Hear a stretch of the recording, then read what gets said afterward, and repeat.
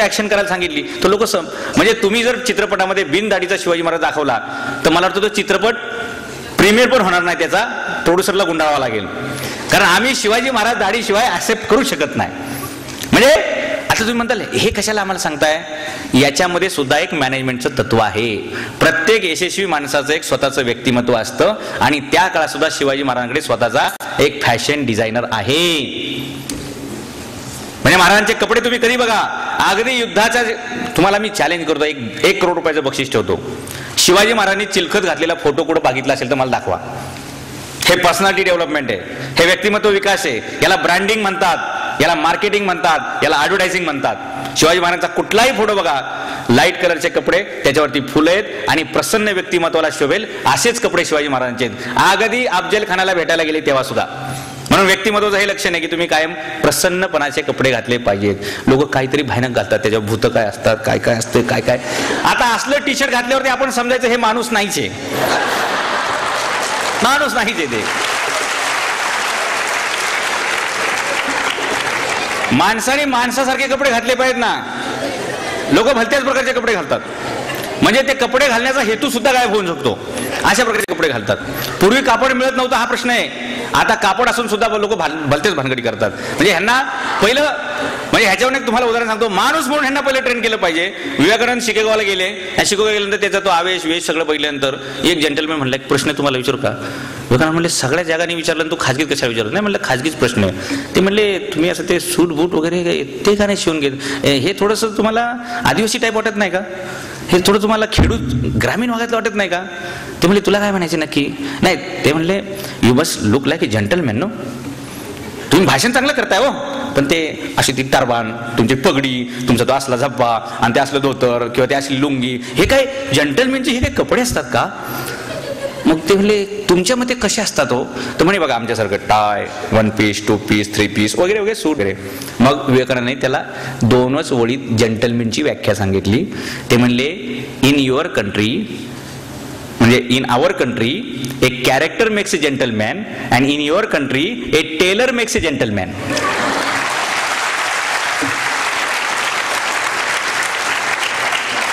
तुमच्या देशात कपडे काय घालायचे हे शिकवतात, पण आमच्या देशात कपडे कसे घालायचे हे शिकवतात.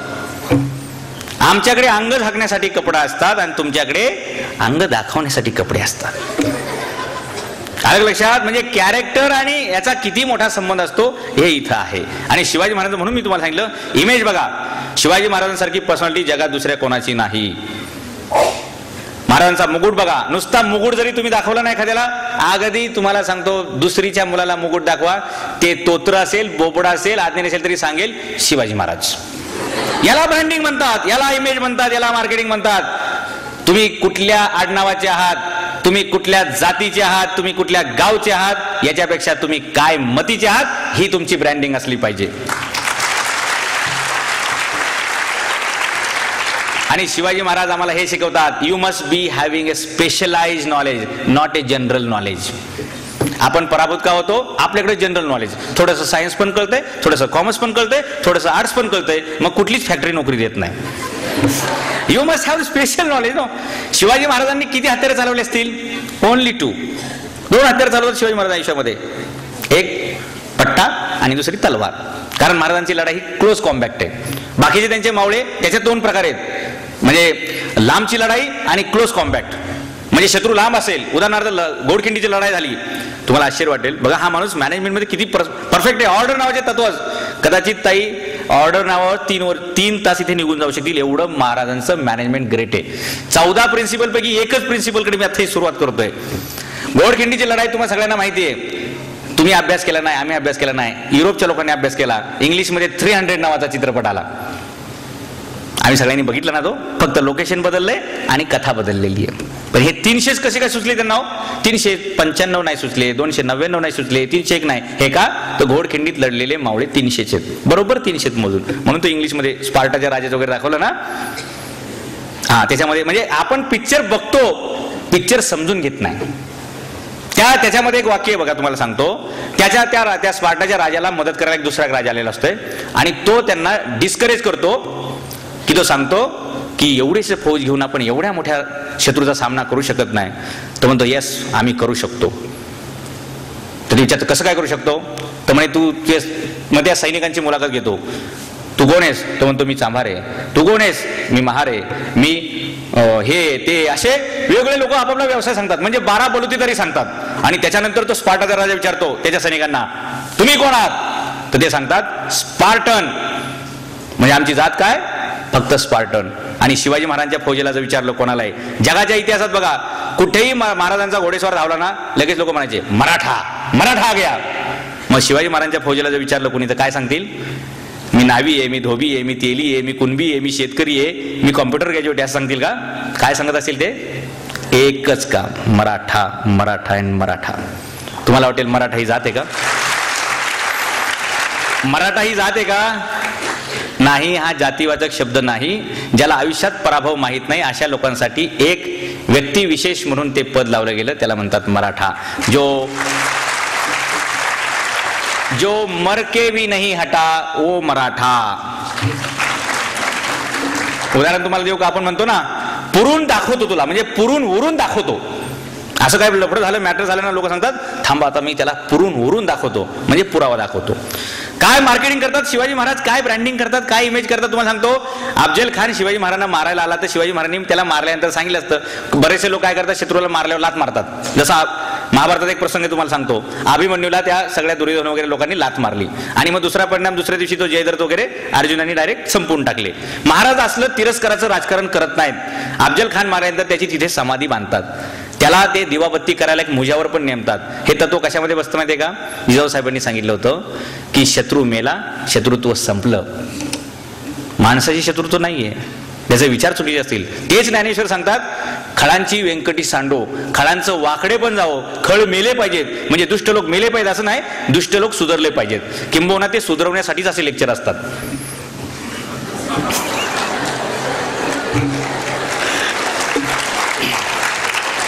मारून काय करायचंय. तर तुम्हाला सांगतो शिवाजी महाराजांनी तिथे ते अफजल खानाचे ते बांधली ती समाधी वगैरे काय असेल ते. आता तुम्हाला त्याची किंमत कळते. तुम्ही कधीही प्रतापगडावर गेला की लेफ्ट साईडला एक तुम्हाला कन्स्ट्रक्शन दिसतं. सहज पर्यटक विचारतो हे काय आहे. ते लोक सांगतात ते शिवाजी महाराजांना ते अफजल खान मारायला शिवाजी महाराजांनी त्याला एवढ्या सॉफ्टली मारला. आपण ते सँडविच कसं करतो तशा प्रकारे. म्हणजे स्किल किती आहे माणसाचं. स्किल किती आहे. त्याला मारला आणि त्याची समाधी आहे. हे कशासाठी माहितीये का. मी मेल्यानंतर 300-400 वर्षानं महाराष्ट्रात काही शहाणी लोक पैदा होतील आणि ते म्हणतील शिवाजी महाराजांची अफजल खानाची भेटच झाली नव्हती. काय पुरावा. तर शिवाजी महाराजांचा हा पुरावा इथे पुरलेला आहे.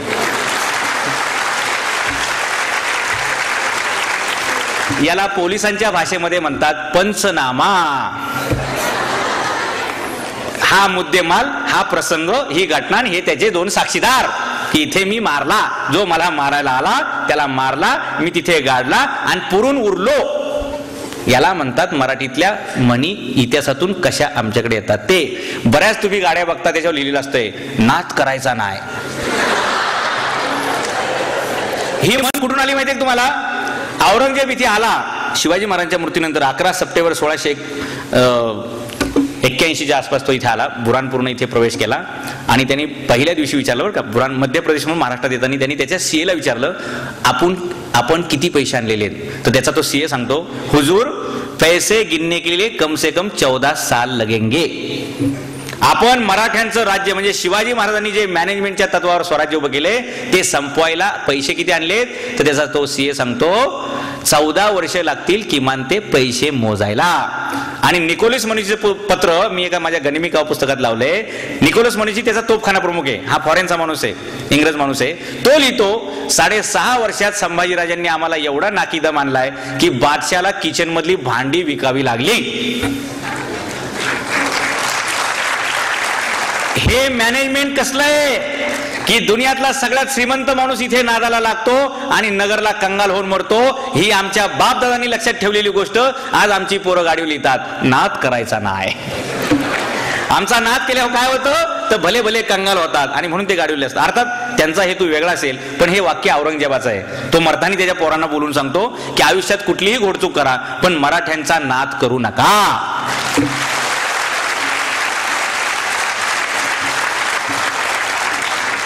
हे सगळं कशाच्या बळावर घडतं?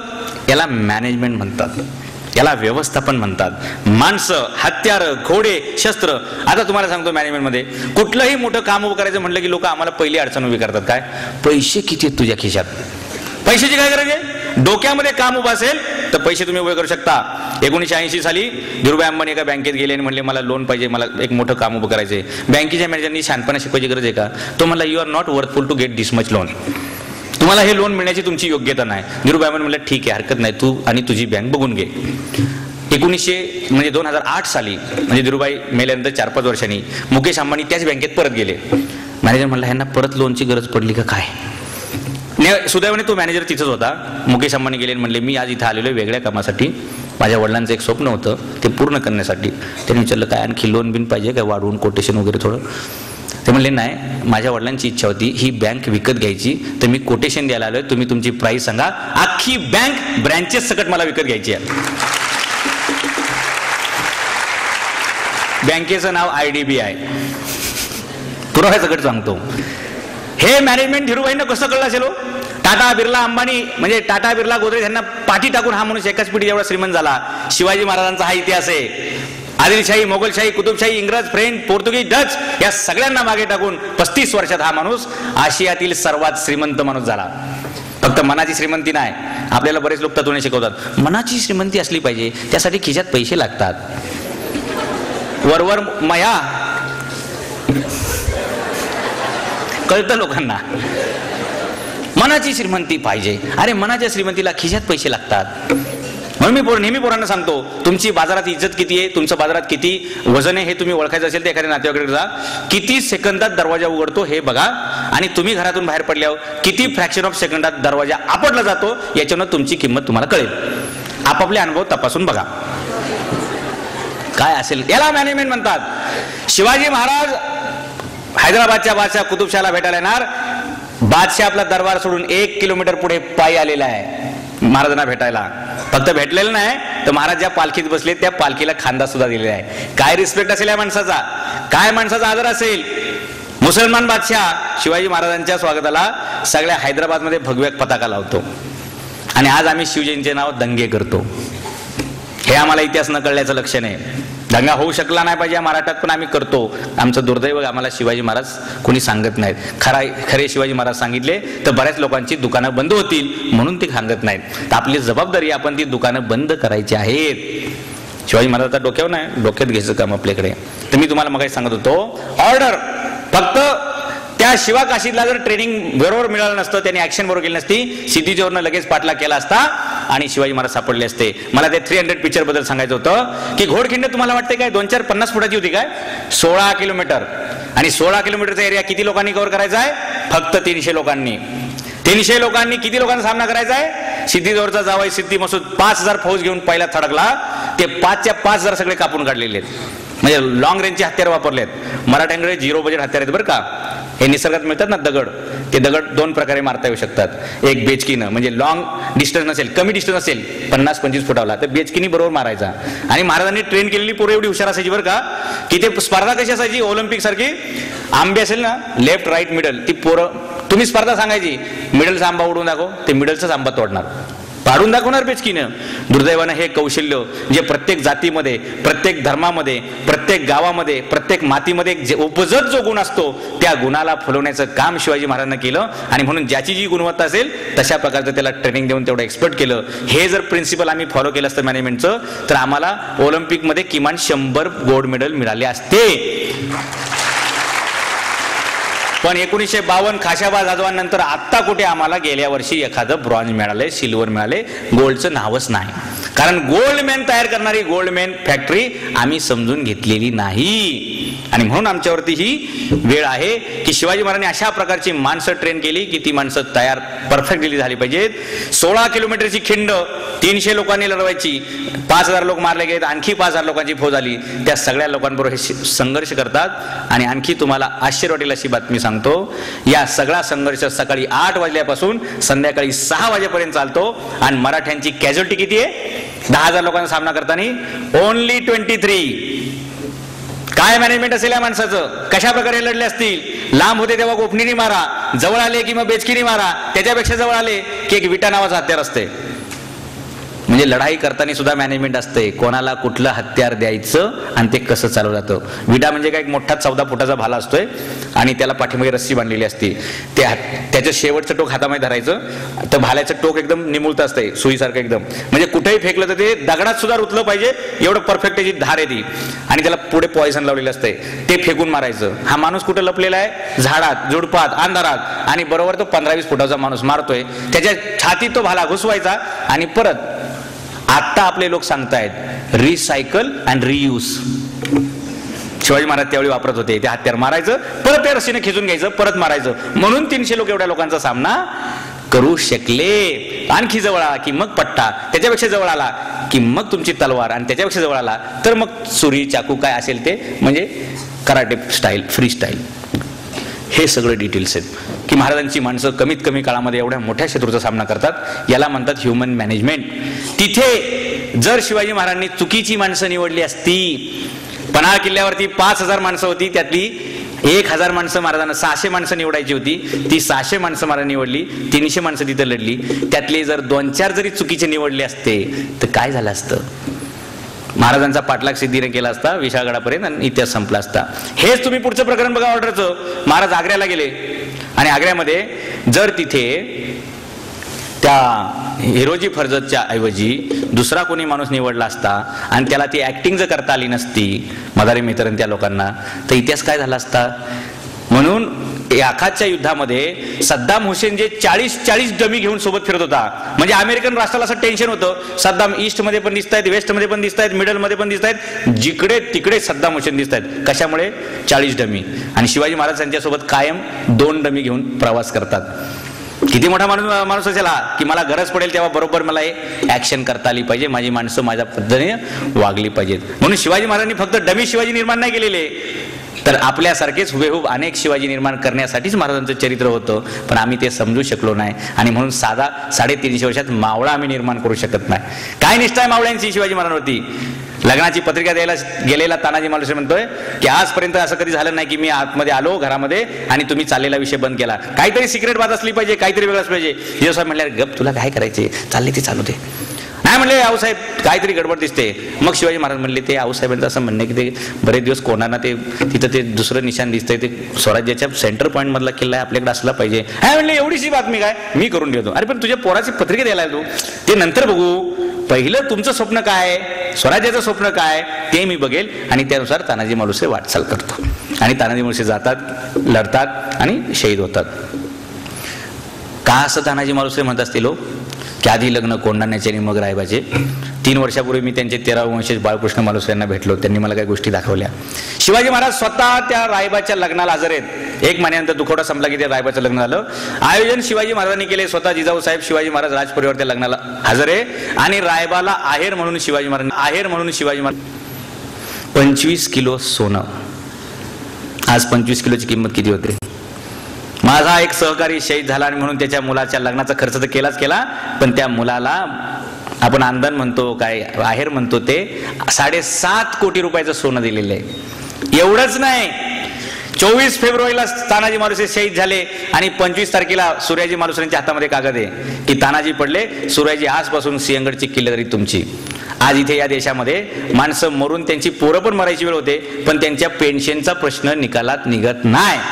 याला म्हणतात मॅनेजमेंट. ताबडतोब 24 तासात फरमान हातात आहे की माझ्या माणसाला एक अनुकंपा तत्वावरती जबाबदारी मिळाली पाहिजे. महाराजांनी आयुष्यात कोणाला लिहून दिलेलं नाही हे वतन तुला, हे किल्लेदारी तुला, अजिबात कोणाला दिले नाही. एकमेव अपवाद इतिहासातला आहे की रायबाला त्यांनी लिहून दिलेलं आहे की पारगडचा किल्ला जो कोल्हापूर बेंगळूरच्या सीमेवरती कर्नाटकच्या, चंद्र सूर्य असेपर्यंत ही किल्ल्याची जबाबदारी आणि हा किल्ला मी तुम्हाला देत आहे, मालुसरे घराण्याला देत आहे. एका सहकार्यासाठी एवढा नियम सुद्धा बदलण्याची ताकद, याला म्हणतात मॅनेजमेंट.